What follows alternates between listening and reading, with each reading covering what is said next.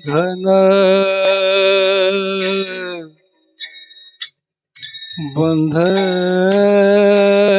बंधन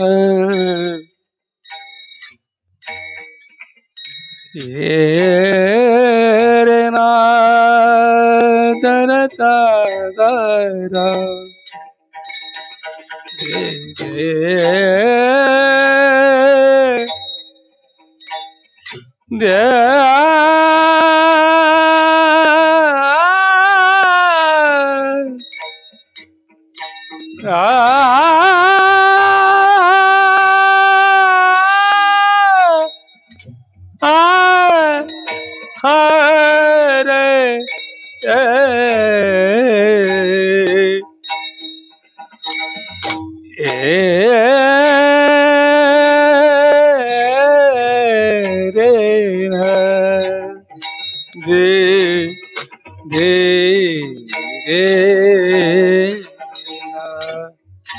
टूटती बाबा की बंधने टूटती बाबा की बंध तेने साध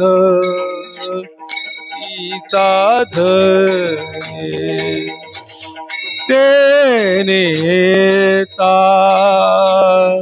गतिसा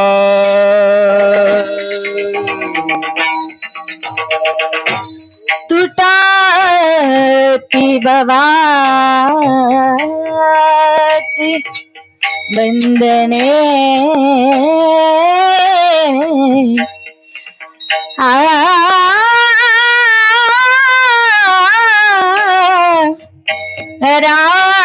राम इको द्या राम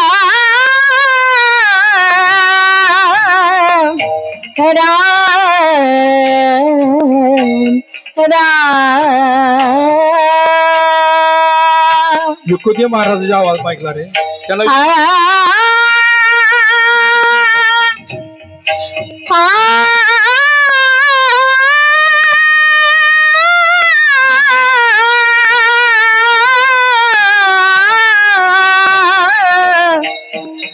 बंधने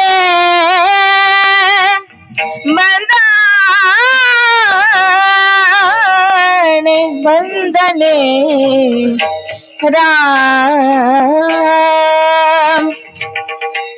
तुटती भवाची बंधने टूटती भावाची बंधने येणे साधी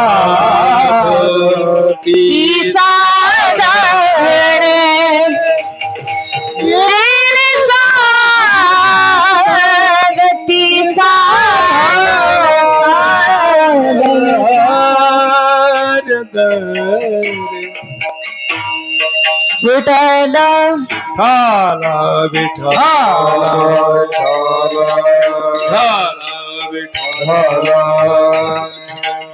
ठाला विठ्ठल विठ्ठल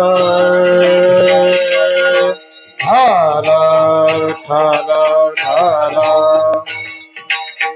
विठ्ठल विठ्ठल विठ्ठल विठ्ठल विठ्ठल विठ्ठल विठ्ठल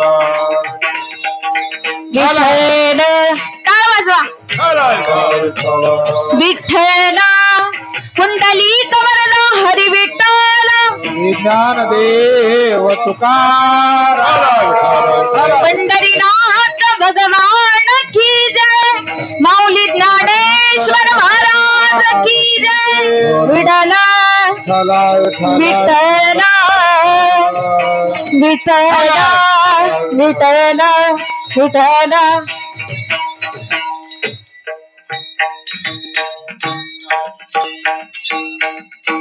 हॅलो हॅलो दादा थोडा इको असू द्या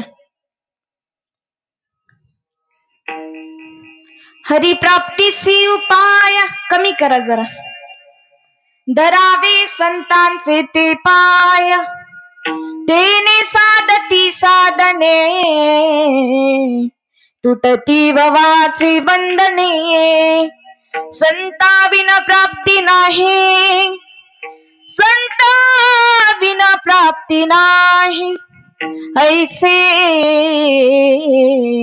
वेद देती ग्वाही.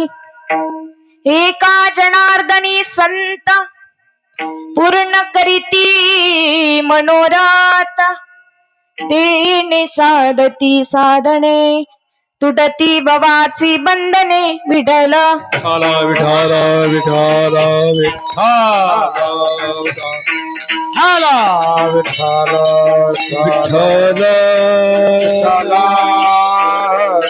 विठ्ठल विठ्ठल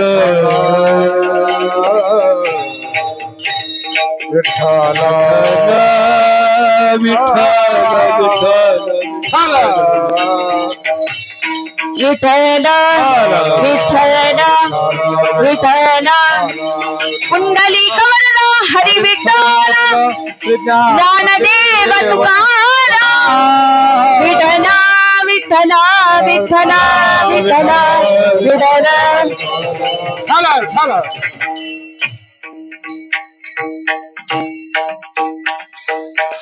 हरिप्राप्तीसी उपाय, धरावे संतांचे ते पाय, तेने साधती साधने, तुटती भवाची बंधने. समचरण सरोजम सांद्र नीलांबुदाभम, जगन्नित पाणी मंडन मंडनानम. तरुण तुलसी माला कंदरम कंज नेत्रम, सदैधवलहासं विठ्ठलं चिंतयामि. पांडुरंगाकरू प्रथमानमन, पांडुरंगाकरू प्रथमानमन. पांडुरंगाकरू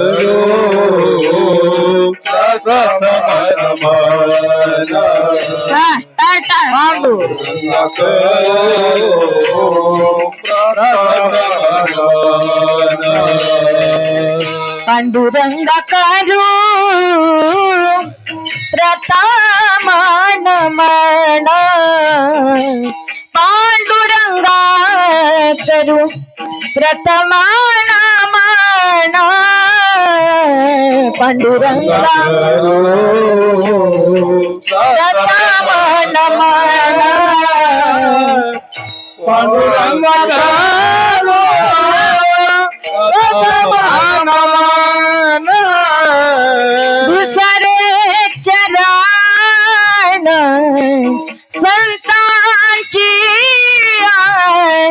दुसरे चरण संतांची, त्यांच्या कृपादाने कथेचा विस्तारू. त्यांच्या कृपादाने कथेचा विस्तारू. दुसरे चरण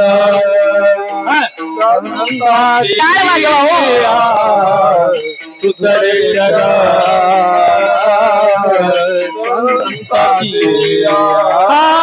पांडुरंगाने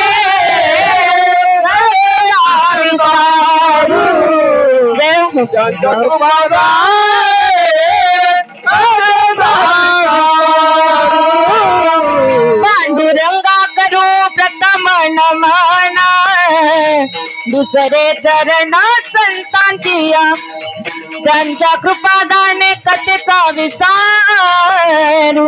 बाबाजी सद्गुरुदास तुकाराम.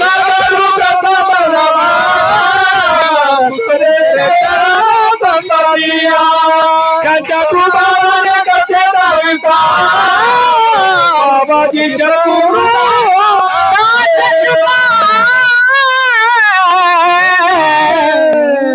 पांडुरंगाकरू प्रथम नमन, दुसरे चरण संतांच्या, त्यांच्या कृपादाने कथेचा विस्तारू.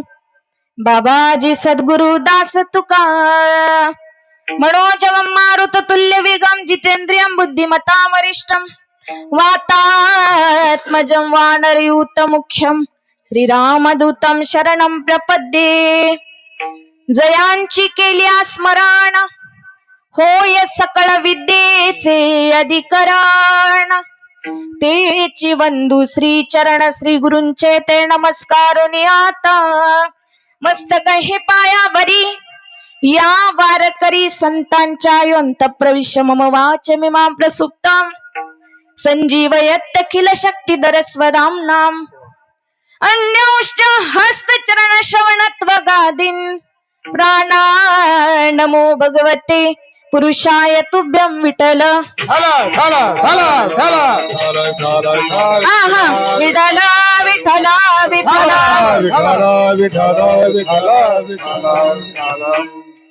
हरिप्राप्तीसी उपाय धरावे संतांचे ते पाय. तेने साधती साधने तुटती भवाची बंधने. प्रस्तुत प्राप्त प्रसंगी प्राप्त स्थळी सेवेकरिता निवडलेला अभंग श्रीमंत श्री जगद्गुरु तुकोबाराया. कोण तुकोबाराया? घरात नव्हता आण गावात नाही मान पण चित्तात समाधान असे तुकोबाराया. याच्याही पुढे जाऊन सांगेल. घरात नव्हता ताट पण होताना फुटका माठ. शेवटी वैकुंठाची वाट ते माझे जगद्गुरु तुकोबाराया. आणि तुकोबारायांचा संतपर प्रकरणातील एकादशी पण आहे आज. चांगला महापर्व काळ आहे आणि सप्ताहातील 6वा दिवस. या निमित्ताने कीर्तन सेवा माझ्यासारख्या अज्ञात पामराकडे आली. हे थोर परमभाग्य विठ्ठल.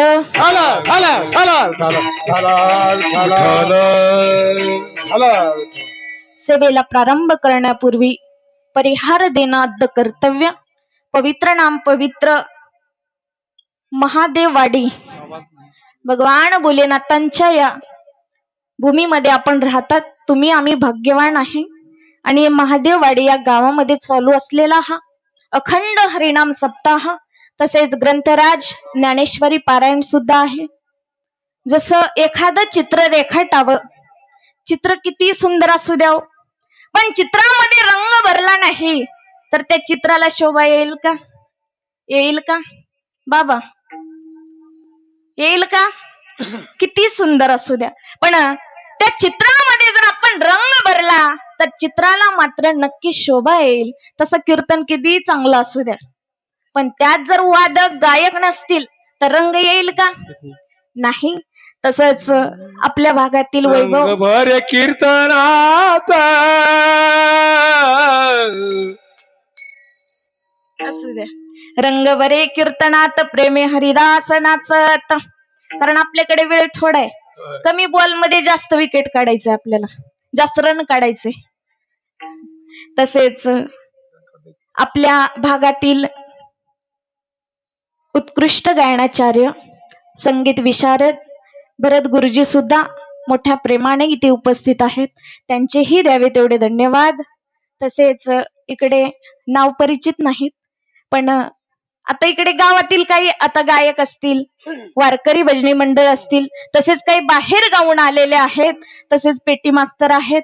तसेच माझे पती मृदंगाचार्य तुकारामजी महाराज दाडगे हे सुद्धा उपस्थित आहेत. त्यांचेही धन्यवाद. तुम्हा सर्व मायबापांच्या चरणी नतमस्तक होते आणि सेवेला प्रारंभ विठ्ठल.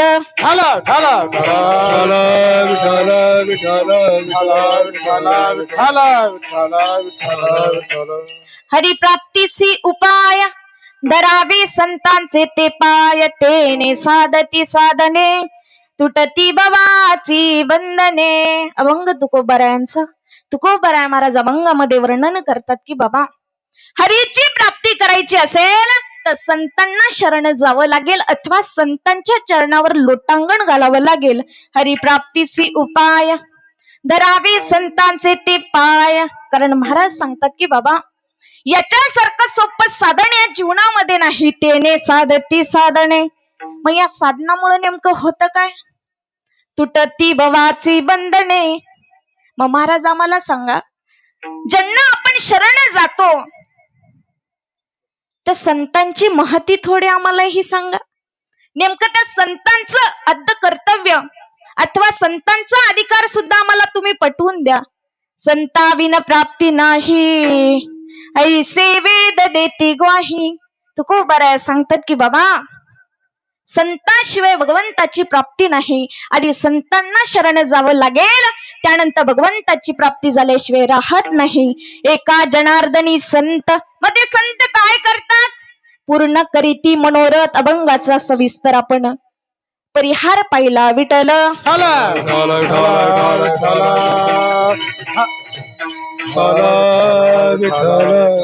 जीवनामध्ये तुम्ही कितीही मोठे व्हा अथवा कोणत्याही पदावर राहा, परंतु जीवनामध्ये जर भगवंताचं दर्शन नसेल अथवा भगवंताचं आपल्याला सामर्थ्य माहित नसेल तर जन्माला येऊन आपलं जीवन निरर्थक आहे. मला सांगा, भगवंताने आपल्याला एवढा सुंदर नरदेह प्राप्त करून दिला, मग या देहाचा आपण चांगला वापर केला पाहिजे की नाही? केला पाहिजे. महाराज सांगतात की बाबा एवढा सुंदर नरदेह दिलाय आणि देऊनही त्याचा आपण उपयोग जर करत नसेल तर आपलं जीवन निरर्थक आहे.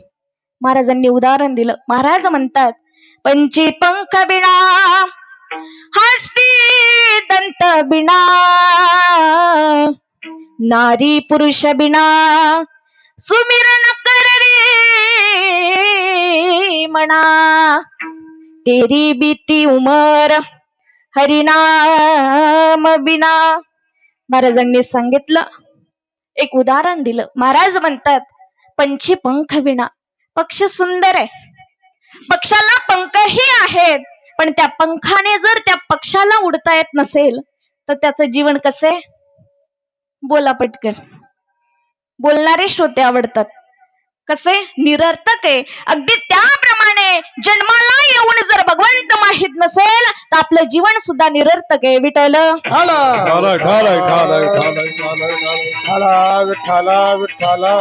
महाराजांनी दुसरं उदाहरण दिलं. पंची पंख विना हस्ती दंत बिना. दिसायला सुंदर आहे, पण तोंडात जर दातण असतील हसल्यावर छान दिसेल का? हस्ती दंत बिना. तसं ते त्याला तोंड आहे, छान दिसतोय, पण दात नाहीत, तसं ते त्याचं तोंड कसं आहे? निरर्थक आहे. अगदी त्याप्रमाणे जन्माला येऊन भगवंत माहित नसेल तर जीवन सुद्धा निरर्थक आहे. निरर्थक. नारी पुरुष बिना. प्रत्येक पुरुषाच्या मागे नारीचा हात असतो आणि प्रत्येक नारीच्या मागे एका पुरुषाचा हात असतो. जसं नारीच्या जीवनामध्ये जर पुरुष नसेल तर तिचं जीवन सुद्धा निरर्थक आहे, तसं महाराजांनी सांगितलं जन्माला येऊन भगवंत माहित नसेल तर आपलं जीवन सुद्धा निरर्थक आहे. बघा ज्ञानोबाराया एका ओवीमध्ये वर्णन करतात. विठ्ठल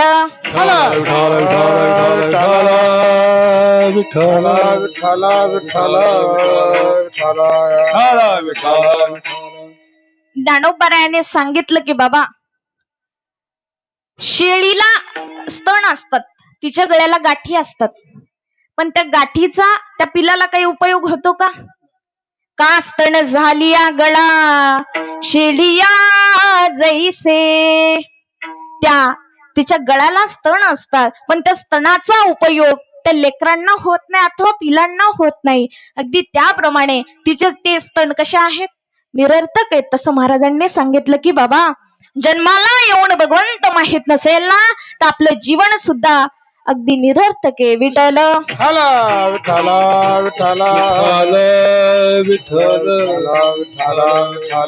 आपल्याला भगवंतापर्यंत जर पोहोचायचं असेल तर एकच साधन आहे. कोणतं? धरावे संतांचे ते पाय. संतांचे चरण धरावे लागतील आणि एकदा काय संतांचे चरण धरले भगवंताची प्राप्ती झाल्याशिवाय राहत नाही. बघा पण असं झालंय सध्या मृत्यू लोकांमध्ये, काही लोक देवाला मानतात पण काही मानत नाही. अरे काय असतो तो देव असे म्हणणारे सुद्धा आपल्यातलेच आहेत बरं का. काही लोक मानतात, कोणते? ते परमार्थिक जीवनातील आले, आणि काही लोक देवाला मानत नाही, ते प्रापंचिक जीवनातले आले. मग देवाला मानणारे कोण आहेत? साधू संत आहेत. कारण साधू संतांनाच देवाची भगवंताची ओढ असते की देवा जीवनामध्ये तू मला एकदा वेळ दे, एकदा दर्शन दे, माझं जीवन हे सार्थक झाल्याचा आनंद मला होईल. विठ्ठल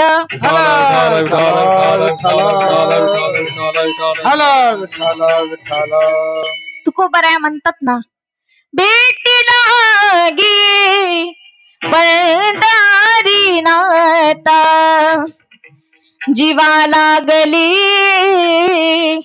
तळमळ व्यथा, भेटीला गे पंढरी नाथा. कारण तुकोबरायाला भगवंताची ओढ आहे की देवा, अखंड मला आयुष्यामध्ये मला फक्त एकदा दर्शन दे.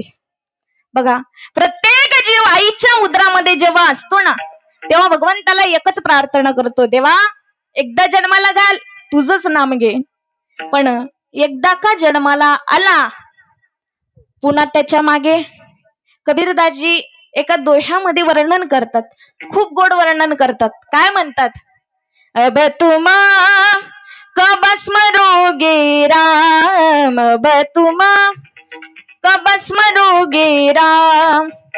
पण बघता बघता बघता जन्माला येतो आणि बालपण येतं. मग बालवयामध्ये काय होतं? बालकपण में खेल गमाया, तारुणपण में काम, अब तुम कब स्मरोगे राम, अब तुम कब स्मरोगे राम. बाल्य अवस्था निघून जाते आणि बघता बघता बघता तरुण वयामध्ये येतो.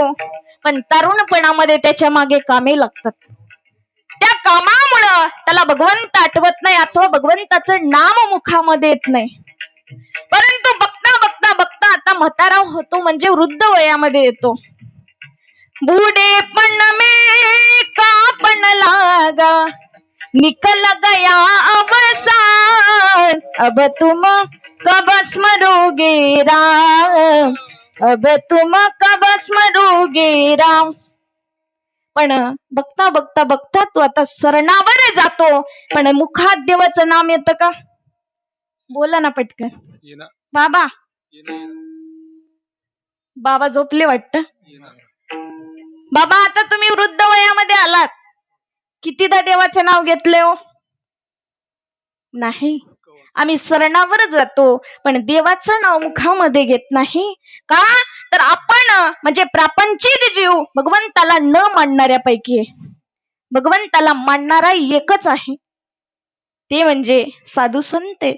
आणि तेच भगवंताला मानतात, इतर मानत नाही. मग आपण त्याला कितीही पटवून सांगाव, बाबा या जगामध्ये देव आहे, त्या देवाला तू विनव, प्रार्थना कर, त्याचं भजन कर, असं जर त्याला सांगितलं, त्याच्या ठिकाणी काय होतं? क्रोध येतो, लोभ येतो. कारण त्याला ज्ञान सांगणारा चुकीचा वाटतो. नात्राय सांगतात ना, क्रोधी अविश्वासी त्याची बोध कैसा, व्यर्थ आपुली वाचा शिनवू नये, व्यर्थ आपुली वाचा शिनवू नये, व्यर्थ आपुली वाचा शिनवू नये. अविश्वासी त्यासी बोध कैसा, व्यर्थ आपुली वाचा वेचू नये, व्यर्थ आपुली वाचा वेचू नये, व्यर्थ आपुली वाचा वेचू नये, शिनवू नये. शिनवू नये. कारण ज्ञान सांगणारा त्याला चुकीचा वाटतो का? कारण तो क्रोधी असतो, अविश्वासी असतो. मग त्याला तुम्ही कितीही बोध सांगा अथवा त्याला कितीही ज्ञान सांगा, पण त्याला ज्ञान सांगणारा हा चुकीचा वाटतो.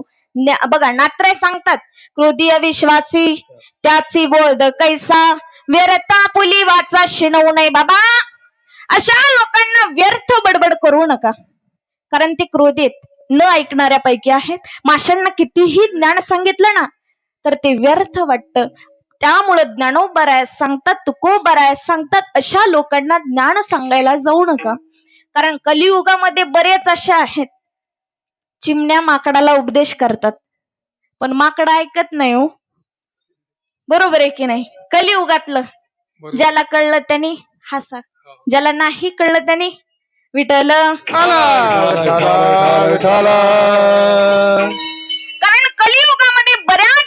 माकडाला उपदेश करतात पण माकड ऐकत नाही. पावसाळ्याचे दिवस होते.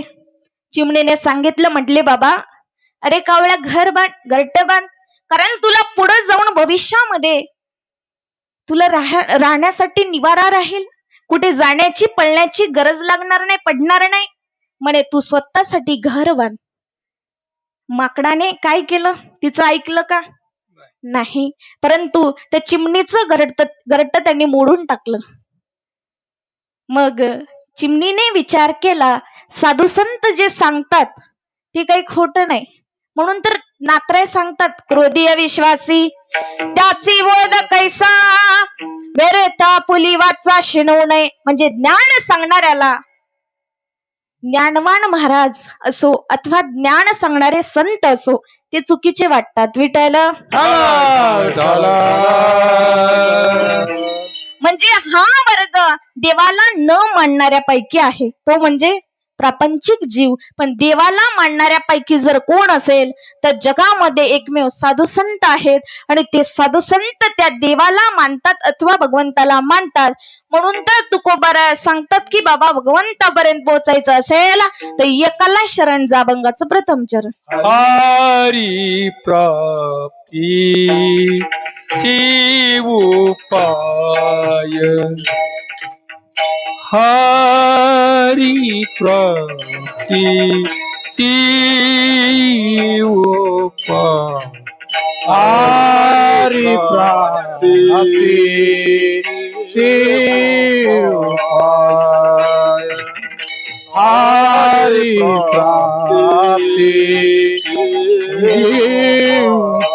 हरी प्राप्ती उपाय, हरी प्राप्ती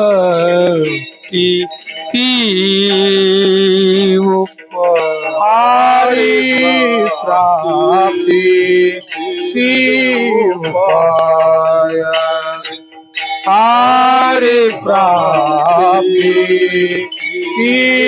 उपाय, धर्मे संता चेते पाय, धरावे संताचे ते पाय, येणे साध सीता धरे, तेने साधी धरावे संता ते पाय, धरावे संता ते पाय, तेने साधा तेने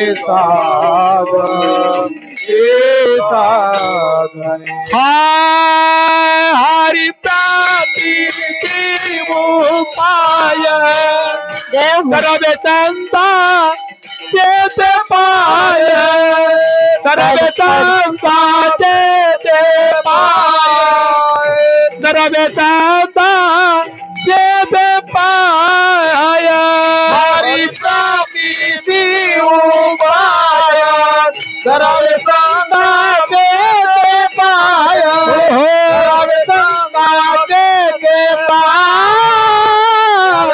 करवे संता ते पाय.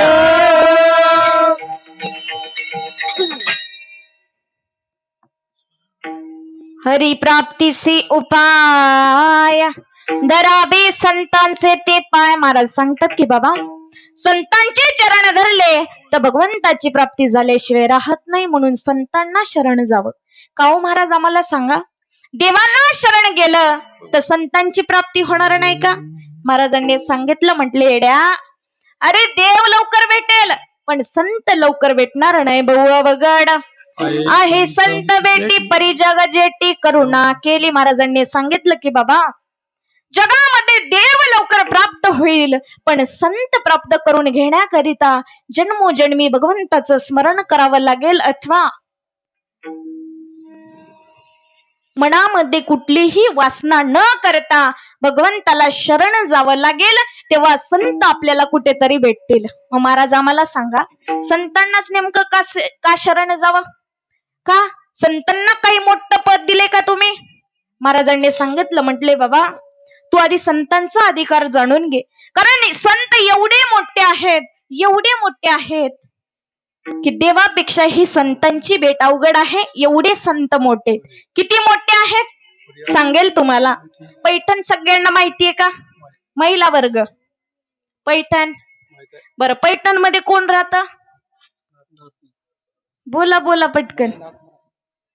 एकनाथ महाराज राहतात. एकनाथ महाराज कुठले? पैठणचे एकनाथ महाराज. प्रदक्षिणा घालत घालत घालत आपल्या अंबाजोगाईमध्ये आले. अंबाजोगाई सगळ्यांना माहितीच असेल. अंबाजोगाईमध्ये आल्यानंतर त्यांना माहिती होतं अंबाजोगाईची खासियत अशी आहे की अंबाजोगाईमध्ये एक महात्मे राहतात. एक महात्मे. ते कोण? कोणते? मुकुंदराज नाही, श्री दत्त, दत्तप्रभू. आणि त्यांची खासियत नाथरायांना माहिती होती. नाथराय म्हटले आता आलोय ना, एकदाच त्यांना भेटून तरी जाऊयात. कारण संतांच्या ठिकाणी कुठले अहंकार नाही हो. आम्हाला जर थोडं काही आलं, आमच्या ठिकाणी अहंकार लगेच येतो. पण लक्षात घ्या, जर आपल्याला कुणाकडे जायचं असेल, भगवंताकडे जायचं असेल ना, तर अहंकार बाजूला ठेवून भगवंतापर्यंत जा, तेव्हा भगवंत कुठेतरी आपल्याला भेट देईल. पण नाथरायांच्या ठिकाणी अहंकार नव्हता. नाथरायांनी विचार केला, बाबा आलोय ना, तर या संतांना साधूला भेटून जाऊ. नाथराय विचारत विचारत आले. घरापर्यंत आल्यानंतर त्या सावकाराच्या दारापुढे 2 चोपदार उभे होते. महाराजांना अडवलं. त्यांनी सांगितलं, म्हटले तुम्ही आज जाऊ शकत नाही. म्हटले का हो? आम्हाला जायचंय, लांबचा प्रवास आहे, महाराजांची भेट घ्यायची म्हणे. असं म्हटले हो, महाराजांची पूजा चालू आहे, तर तुम्ही 8 तास इथेच बसा आणि महाराज बाहेर आले की तुम्ही आतमध्ये जा. कारण महाराजांना विक्षेप होऊ नये याच्याकरिता नाथरायांना थांबवलं. कारण त्यांना नाथरायांचा अधिकारच माहित नव्हता. पण बराच वेळ निघून गेला आणि एकनाथ महाराजांना आत बोलवलं. बघा ना, नाथरायाला बसण्याकरिता आसन सुद्धा दिलं नाही. पण नाथराय खाली बसले आणि त्यांनी एकेरी भाषेमध्ये विचारलं, म्हटले बाबा तू कुठला आहेस? नाथरायाने सांगितलं, म्हटले मी पैठणचा आहे. म्हणे ठीक आहे, तुझं नाव काय आहे? नाथरायाने सांगितलं, माझं नाव एकनाथ. बघा, त्या ठिकाणी आम्ही जर असतो किती पदव्या लावल्या असत्या. हरिभक्ती परायण गायनाचार्य हे महाराज आहे. पण नाथरायांनी एकेरी भाषेमध्ये सांगितलं की माझं नाव एकनाथ आहे. म्हटले असं? म्हणे हो. नाथरायांनी सांगितलं, म्हटले महाराज कधी आले ना पैठणला? आमच्या वाड्यावरती आहे. म्हटले हो चालेल. पण बऱ्याच कालांतराने दिवसानंतर आता अंबाजोगाईचे जे दत्त सावकार होते ते कुठं आले? पैठणला आले. आणि पैठणला आल्यानंतर तिथल्या साधकांना विचारलं, म्हटले बाबा इथे एकनाथ कोणी राहतात का? बघा त्यांनी काय म्हटलं असेल, म्हटले एकनाथ म्हणू नका, शांती ब्रह्म एकनाथ महाराज म्हणा. बघा, जगाने म्हणावं की बाबा तू चांगलं कीर्तन करतो. स्वतः म्हणण्याला काही अर्थ आहे का? नाही. स्वतः आपण जर म्हटलं मी चांगला गायक आहे, याला अर्थ आहे का? नाही. जगाने म्हटलं पाहिजे, जगाने पदव्या दिल्या पाहिजे की बाबा तू कुठेतरी चांगला आहे, तुझी नियत कुठेतरी चांगली आहे. पण लोकांनी सांगितलं, म्हटले एकनाथ म्हणू नका, शांती ब्रह्म एकनाथ महाराज म्हणा. मग आता ते त्यांच्या वाड्याकडे आले आणि वाड्याकडे आल्यानंतर नाथरायांच्या दारामध्ये सुद्धा 2 चोपदार उभे होते.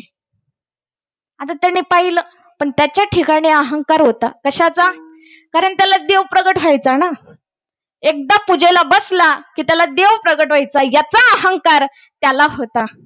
पण दारामध्ये 2 चोपदार उभे होते. तो आज शिरायला लागला. चोपदारांनी अडवलं, म्हटले तुम्ही आज जाऊ शकत नाही. मग त्यांनी सांगितलं, का रे माझा अधिकार तुम्हाला माहिती आहे का? अरे मी 8 तास पूजा करतो आणि पूजा केल्यानंतर मला दत्त प्रभू भगवंत मला त्यांची भेट देतात आणि तुम्हाला माझा अधिकार माहिती नाही? मग त्यांच्या लक्षात आलं की बाबा याला कुठेतरी पाहिल्यासारखं वाटतंय. एखादा जर आपल्याला भेटला, तोंडावरून आपण त्याला म्हणतो बाबा तुम्हाला कुठेतरी पाहिल्यासारखं वाटतंय. त्या चोपदाराला पाहिलं आणि म्हटले की बाबा तुला कुठेतरी पाहिल्यासारखं वाटतंय. म्हटले हो. मग त्याच्या लक्षात आलं ज्या देवाची मी पूजा करतो त्या देवाचाच मुखवटा मला याच्यामध्ये दिसतोय. मग त्याच्या लक्षात आलं की शांती ब्रह्म एकनाथ महाराजांच्या दारामध्ये दत्त प्रभू काय करतात? चोपदारकी करतात. दत्त चोपदारी करीतासे दत्त चोपदारी कालिकाचे दत्त चोपदार कालिकाचे दत्त चोपदार गिळामणे देव राबे त्यांचे घरी. इको दादा. गिळामणे देव राबे त्यांचे घरी. देवा रामाच्या दत्त चोपदारी करीतासे दत्त चोपदारी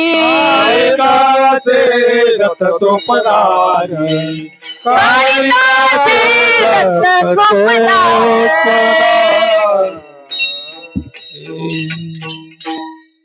मग त्याच्या लक्षात आलं की बाबा ज्या देवाची मी पूजा करतो, जे दत्त प्रभू मला साक्षात भेट देतात, ते दत्त प्रभू साक्षात एकनाथ महाराजांच्या दारामध्ये चोपदारकी करताय. एवढे संत मोठे आहेत. मग तेव्हा त्यांना संतांचा अधिकार कळाला अथवा नाथरायांचा अधिकार कळाला. विठ्ठल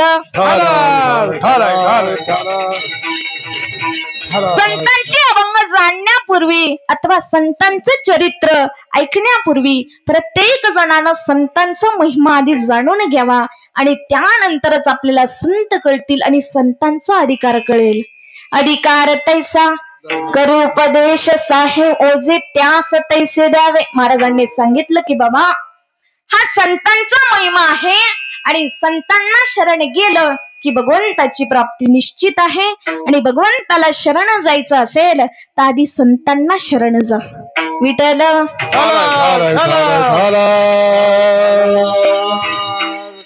मग भगवंताची प्राप्ती का करावं? भगवंत काय करतात? नेमकं काय देतात? अहो भगवंतासारखं उदार या जगामध्ये दुसरं कोणी आहे का? एवढा कोरोना होऊन गेला पण कोरोनामध्ये कुणी कुणाला काही दिलं का? भाजी भाकर खायला दिली का? नाही. पण जगामध्ये एकमेव साधू आणि संत अथवा भगवंत असा आहे की भगवंत प्रत्येकावरती उदार अंतकरणाने प्रत्येकाला देत असतो. फक्त आपल्या भक्ताकडून काहीतरी थोडं घेतो, कारण भगवंताचं वर्मच आहे. गेसी तेव्हा देसी ऐसा अससी उदार किंवा उदार तो हरी ऐसी कीर्ती चराचरी आनंद हे थोरी गरजता ती पोवाडे. भगवंताचं वर्म आहे, कारण भगवंत आपल्या भक्ताकडून आधी काहीतरी घेतो आणि त्यानंतर त्याला देतो. किती भगवंत उदार आहे हो. जे 5 पांडव आणि द्रौपदी वनवासामध्ये होते त्यांना त्रास द्यायचा ठरवला. कोणी?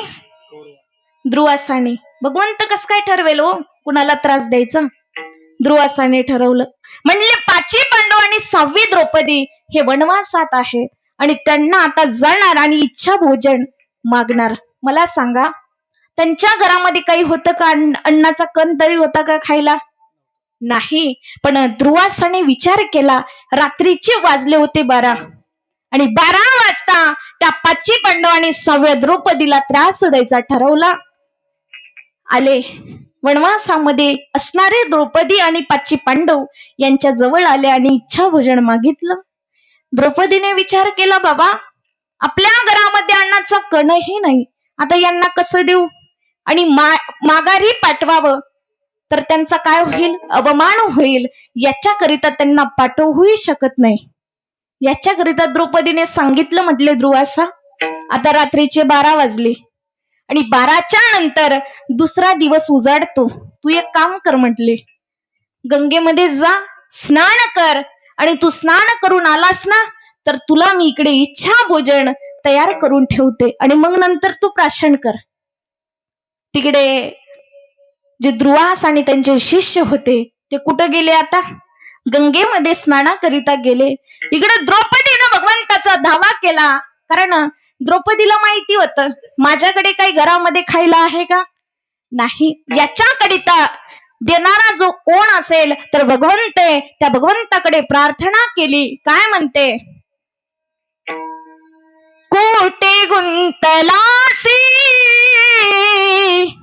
द्वारकेच्या राया, कोटे गुंतलासी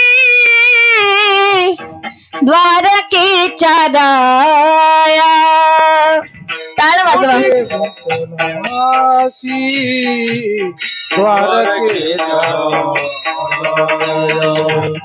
कोठे गुंतलासी द्वारकेच्या राया, कोटे गुंतलासी द्वारकेच्या राया, कोटे गुंतलासी द्वारकेच्या राया, कोठे गुंतलासी द्वारकेच्या राया, कोठे गुंतलासी द्वारकेच्या राया. वेडका सकाया लावीला, वेडका सकया लावीला, वेडका सकया लावीला, दीनानाथ ब्रिज सांभाळी आपुले, दीनानाथ ब्रिज सांभाळी आपुले.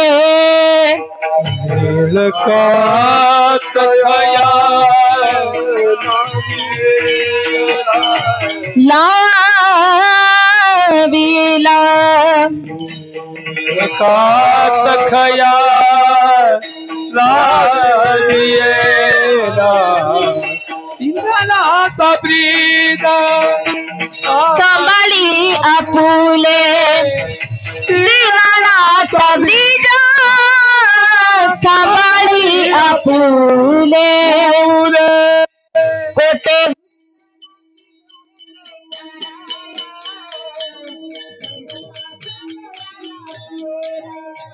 Hello hello,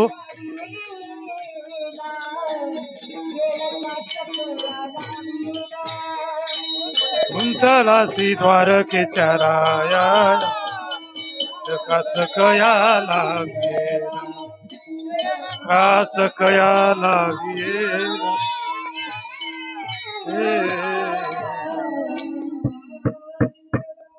hello.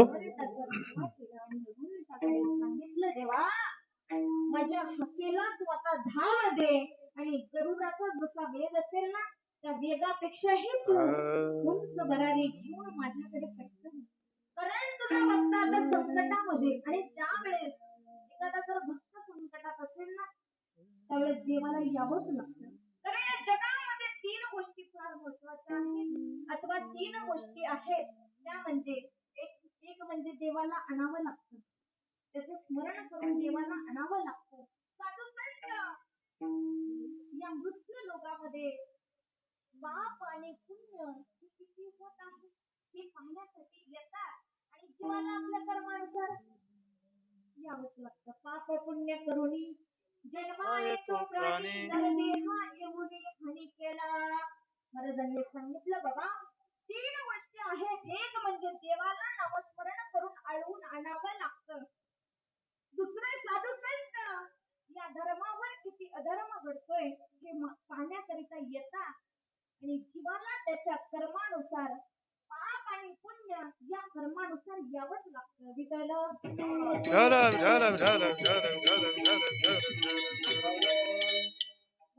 आणावं लागतं.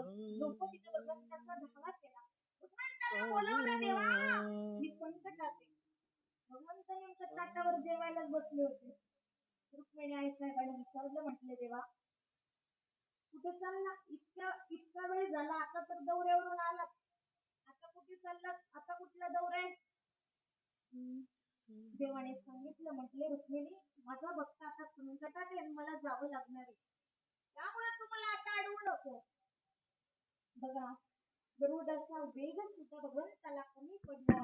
गरुड एवढ्या जोरामध्ये भगवंताच्या द्रौपदी कसे आले आणि द्रौपदीच्या पुढे उभे राहिले. म्हटले द्रौपदी काय झालं तुला?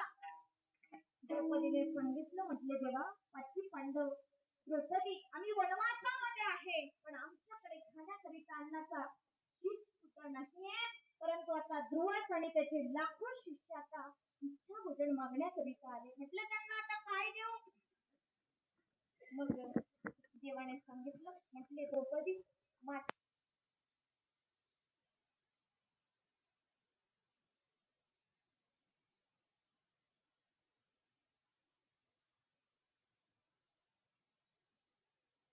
आले ताट धुवून ठेवलंय, अन्नाचा कणही नाही अथवा भाजीचं पानही नाही. मला सांगा ज्यांनी एवढं विश्व निर्माण केलं त्याला एक भाजीचं पान निर्माण करणं ही मोठी गोष्ट आहे का?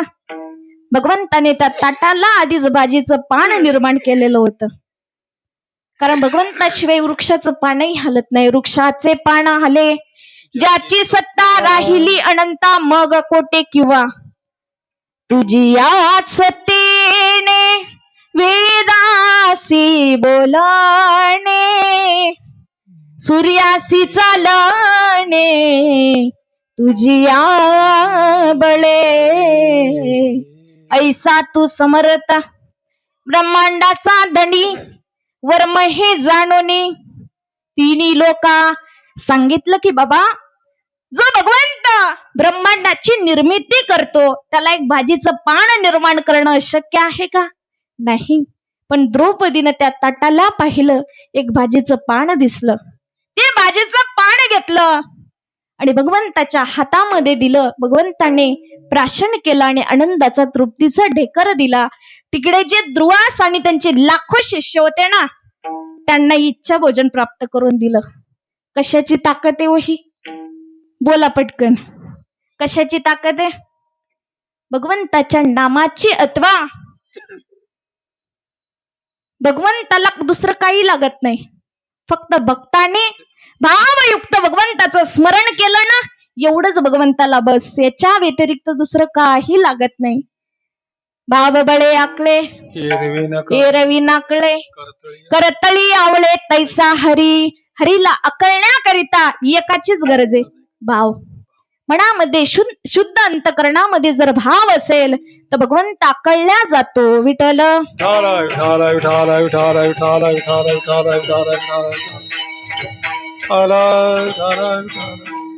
अथवा मन एकाग्र करून आणि चित्त भगवंताच्या चरणावर ठेवून भगवंताला जर आपण आवडलं अथवा आकळलं तर भगवंत लवकर आकळला जातो. त्यामुळं मन आणि चित्त हे भगवंताच्या चरणावर ठेवावं, कारण अंतकरण चतुष्टयातील हे दोन भाग आहे, मन आणि चित्त. हा अर्धा भाग झाला. अंतकरण चतुष्टय किती आहेत? बोला पटकन.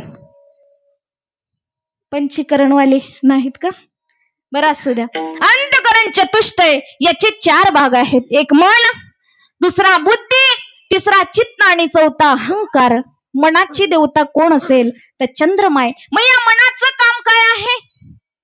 संकल्प विकल्प करणं हे मनाचं काम आहे. मग हे मन एकाग्र करून भगवंताच्या चरणावर ठेवावं आणि भगवंताच्या चरणावर जर मन एकाग्र केलं तर भगवंताची प्राप्ती लवकर होईल. विठ्ठल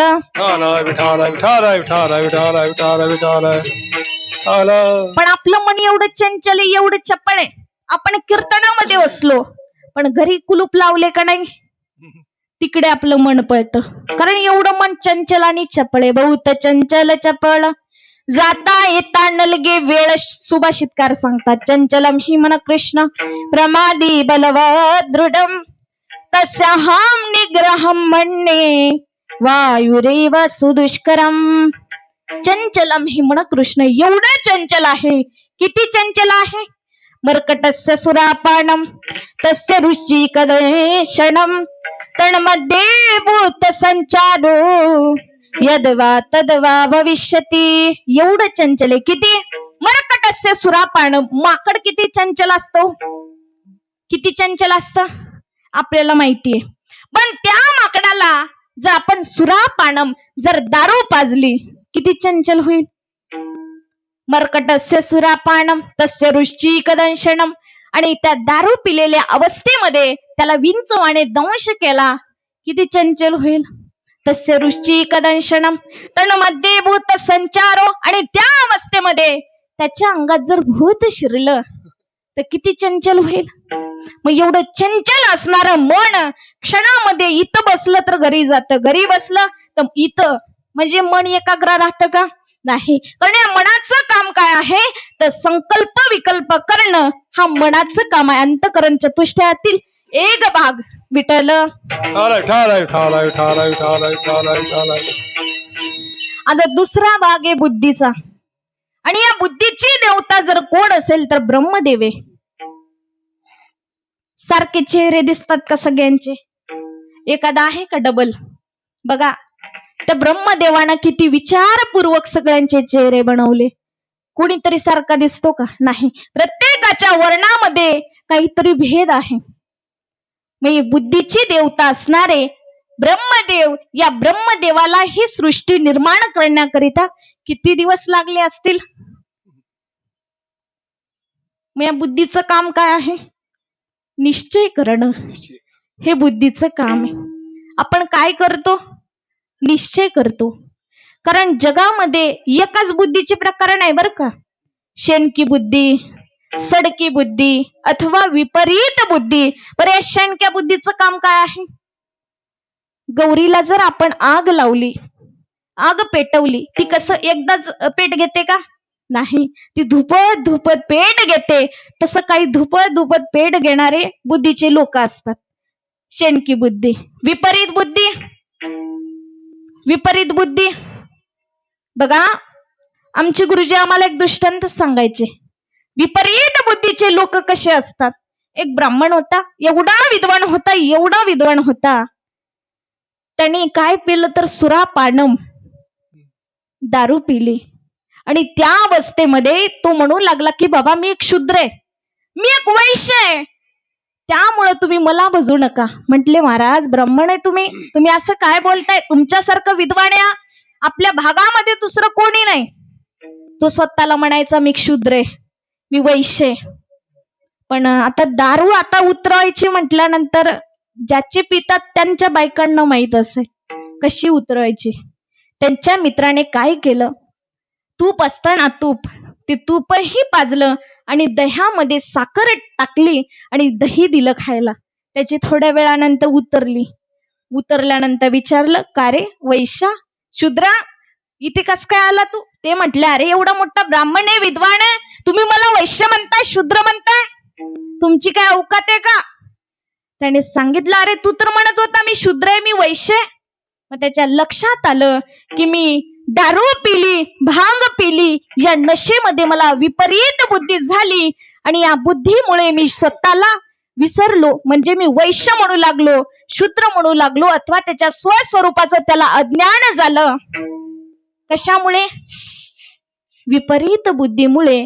जर आपल्याला विपरीत बुद्धी जर होऊ द्यायची नसेल तर जीवनामध्ये सद्गुरू फार महत्वाचे आहेत. आणि सद्गुरूची प्राप्ती झाली की हा जीव स्वतःला समजतो की अहम ब्रह्मास्मी, मी स्वतः ब्रह्म आहे, हे स्वतःला समजतो.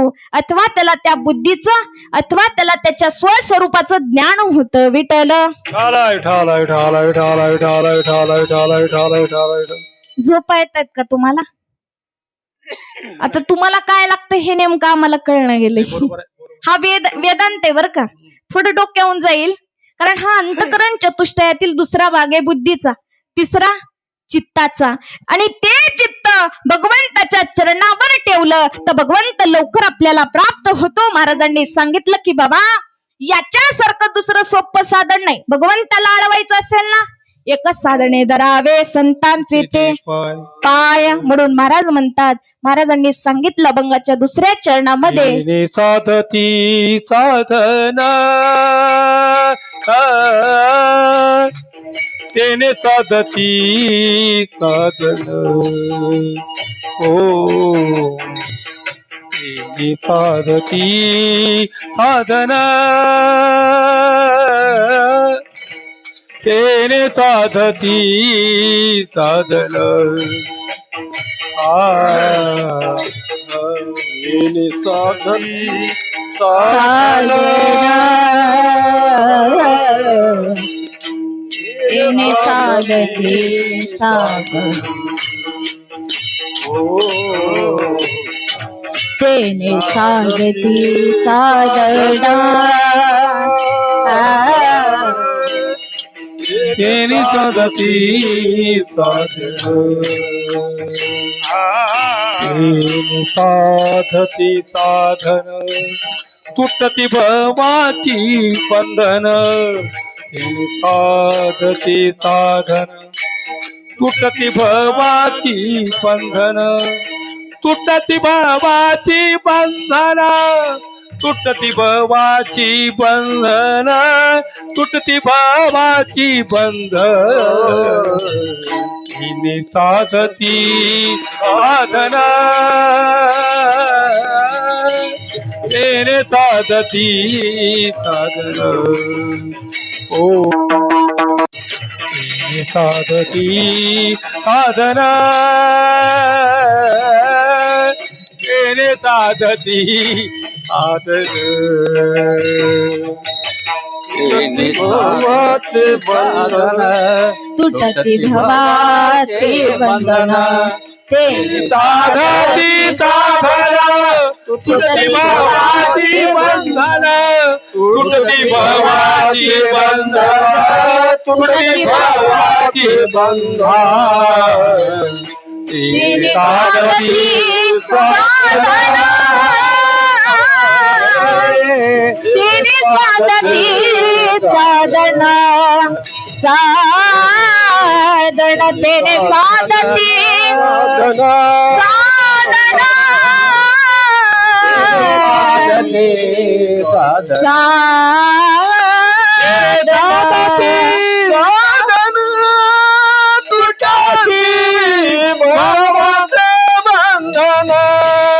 जय हो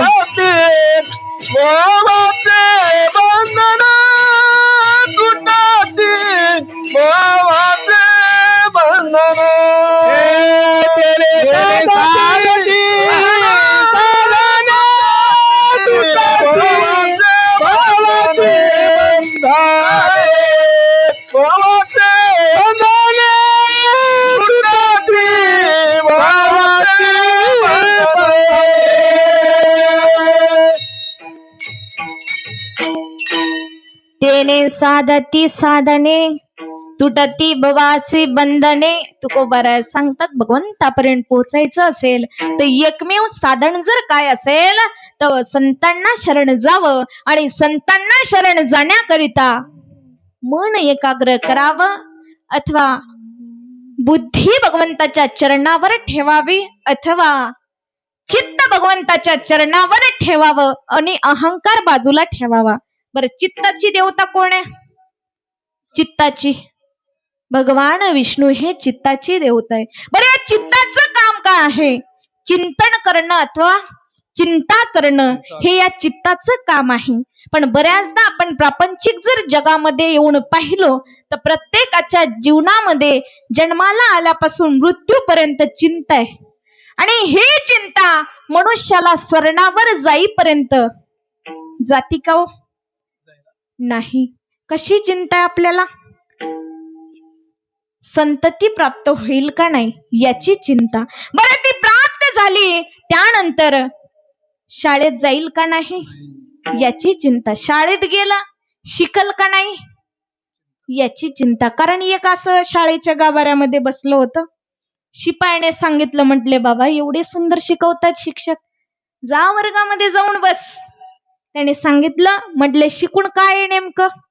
म्हटले चांगले मार्क घेशील? म्हणे चांगले मार्क घेतले. पुढं काय? अरे बाबा पुढं तुला चांगली डिग्री भेटल. म्हणे डिग्री भेटली. पुढं काय? म्हटले कुठं तर छोट्या मोठ्या नोकरीला लागशील. म्हणे पुढं काय? नोकरीलाही लागलो. पुढं काय? त्याने सांगितलं. म्हटले चांगले 2 पैसे हातात येतील. बरं पुढं काय? पैसेही आले. म्हटले बाबा गाडी घेशील, चांगला बंगला घेशील? म्हणे बंगलाही घेतला आणि गाडीही घेतली. मग पुढं काय? त्याने सांगितलं पुन्हा झोपायचंय, आरामच करायचाय.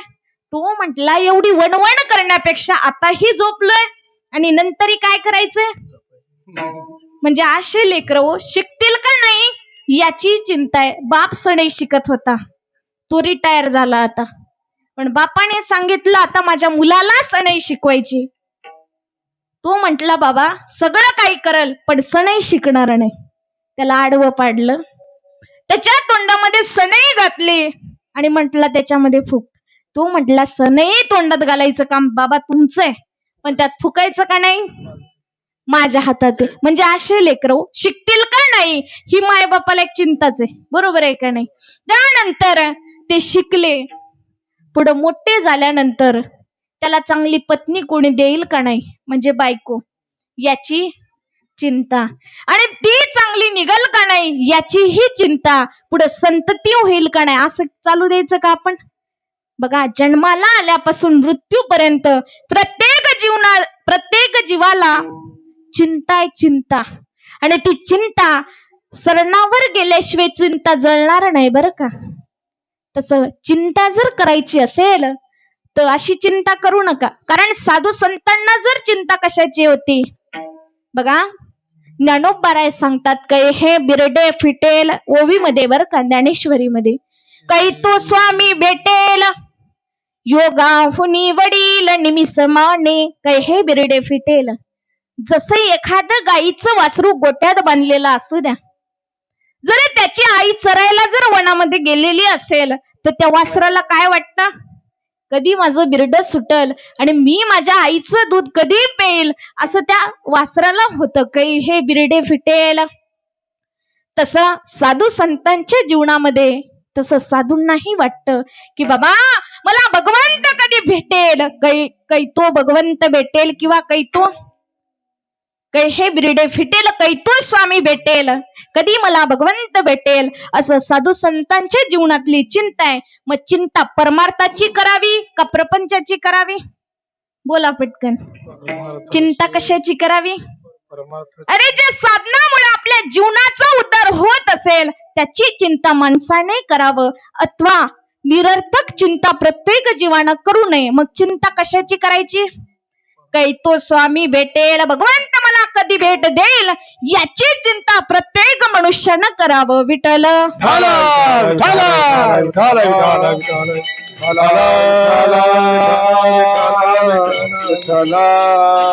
म्हणून तर महाराज सांगतात की बाबा जीवनामध्ये आलेल्या प्रत्येक जीवानं भगवंताची प्राप्ती कशी करावी याची चिंता करावं.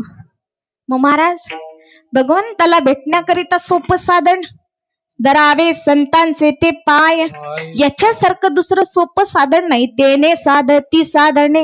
मग महाराज त्या साधनांमुळे नेमकं काय होईल? तुटती भवाची बंधने. जे बंधन आहे ते गळून पडतील. ज्या वेळेस भगवान श्रीकृष्ण कुठं होते? गोकुळामध्ये होते का हो त्यावेळेस? नाही, कंस मामाच्या बंधनामध्ये होते, अथवा त्यांना कड्या लावलेल्या होता, बेडा म्हणतात त्याला. पण भगवंताचा जेव्हा जन्म झाला, भगवंत ज्या वेळेस अवतीर्ण झाले त्यावेळेस बंधन राहिले का? राहिले का? वसुदेवाच्या पायातली बेडी अथवा बंधन सुद्धा तुटली. कशामुळे? भगवंत अवताराला आले याच्याकरिता बंधन सुद्धा राहिली नाही. मग सोपं साधन कोणते? देवाचं स्मरण. मग देवाचं स्मरण केलं की मनुष्याच्या जीवनामध्ये कुठलंही बंधन राहत नाही.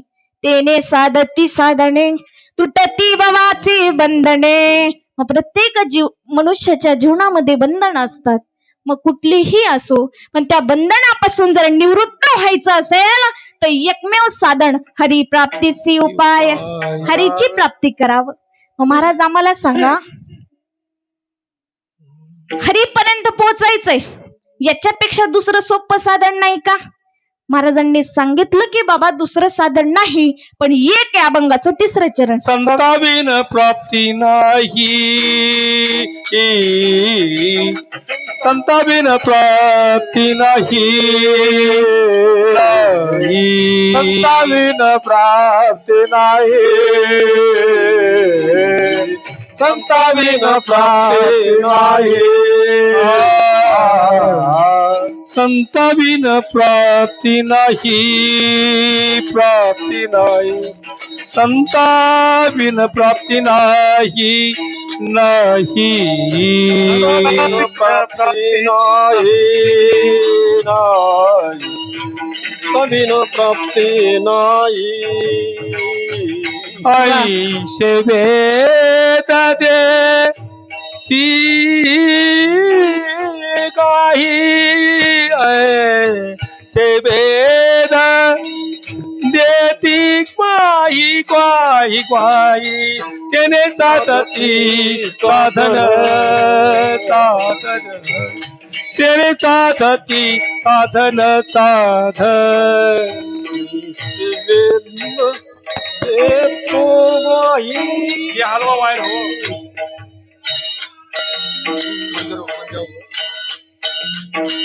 तेने साधती साधन, तेने साधती साधन.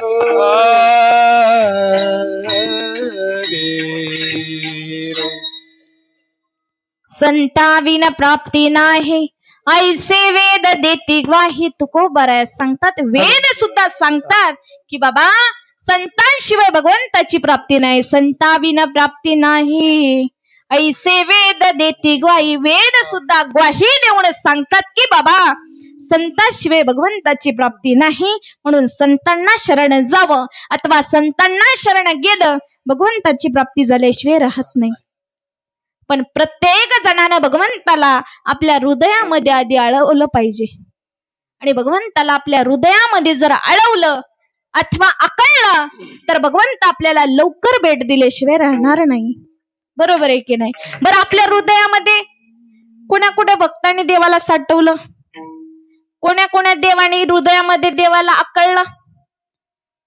माझ्या जनाबाईन भगवंताला आपल्या हृदयामध्ये संपुष्ट हे हृदय पेटी करोनी पोटी साठवू, आपल्या हृदयामध्ये संपुष्टाची पेटी केली आणि पेटी करून भगवंताला आपल्या हृदयामध्ये अळवून ठेवलं.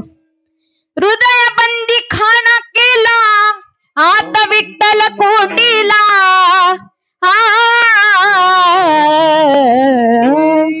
दरीला पंढरीचा चोर, दरीला पंढरीचा चोर, हृदया बंदी खाना केला हात विठ्ठल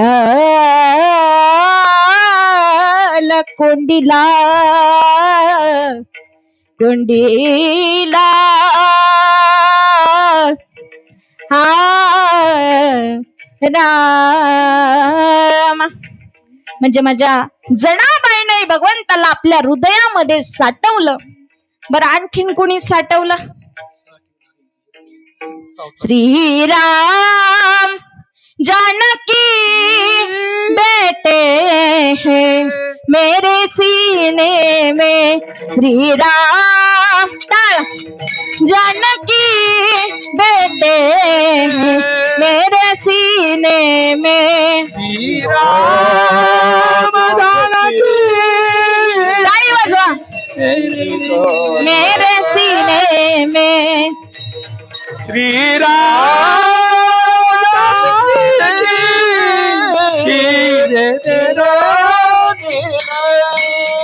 देख लो मेरे दिल के नगीने में, देख लो मेरे दिल के नगीने में, श्रीराम जानकी बेटे हैं मेरे सीने में, श्रीराम. बघा, हनुमंतरायाने प्रभू रामचंद्राला आपल्या हृदयामध्ये साठवलं. राम रसिया हूँ मैं राम सुमिरन करो, राम रसिया हूँ मैं राम सुमिरन करो, सिया राम का सदा ही मैं चिंतन करूं, सिया राम का सदा ही मैं चिंतन करूं. देख लो मेरे दिल के, देख लो मेरे दिल के नगीनों में श्री राम बैठे हैं मेरे सीने में. श्री राम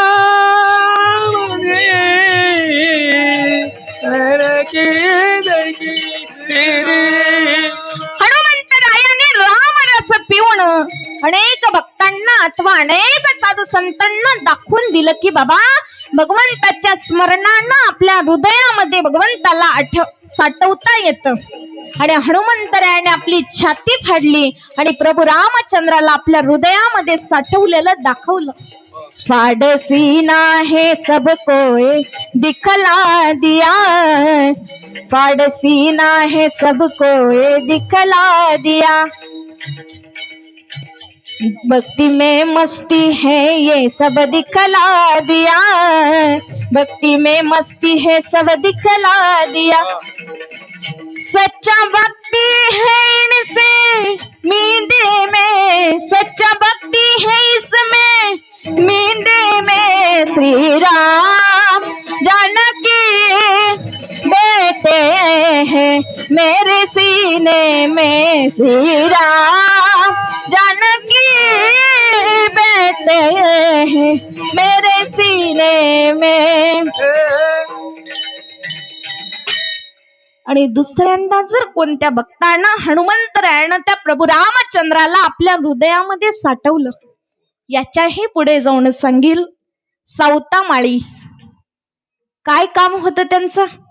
कांदा मुळा भाजी अवघी विटाई माझी, खुरपत खुरपत भगवंताचं स्मरण करायचे. आम्ही देवपूजा करतही देवाचं नाम घेत नाही. एकदाच देव पाण्यात बुडवतो, एकदाच बाहेर काढतो आणि एकदाच त्या देवघरामध्ये ठेवतो. ही आमची भक्ती आहे. पण हनुमंतरायाची भक्ती काय असेल तर भगवंताला आपल्या हृदयामध्ये साठवलं. फाडुनिया पुली छाती दाविले प्रभू भगवान, एक मुखान बोला बोला जय हनुमान. आणि संत सावता महाराजांनी आपल्या हृदयामध्ये भगवंताला साठवलं अथवा भगवंताला आकळलं. सावता सागर प्रेमाचा आगर. आणि संत सावता महाराजांनीही भगवंताला आपल्या हृदयामध्ये साठवलं. आणि भगवंताला हृदयामध्ये साठवलं तर हरीची प्राप्ती होईल. आणि हरीपर्यंत पोचायचं असेल तर साधू संतांना शरण जा. आणि साधू संतांना शरण गेलं की हरी लवकर भेटल्याशिवाय राहत नाही. विठ्ठल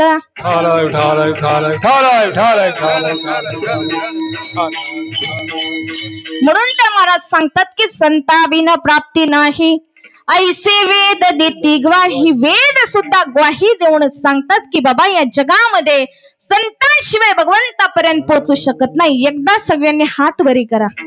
ज्याला ज्याला भगवंताला आळवायचंय त्याने हात वर करा आणि भजन करा. हात वरती करा. मागचे पुढचे वट्यावर बसलेले सगळेच आकळायचंय देव हृदयामध्ये, त्याने हात वरी करा आणि भगवंताचं भजन करा. विठोबा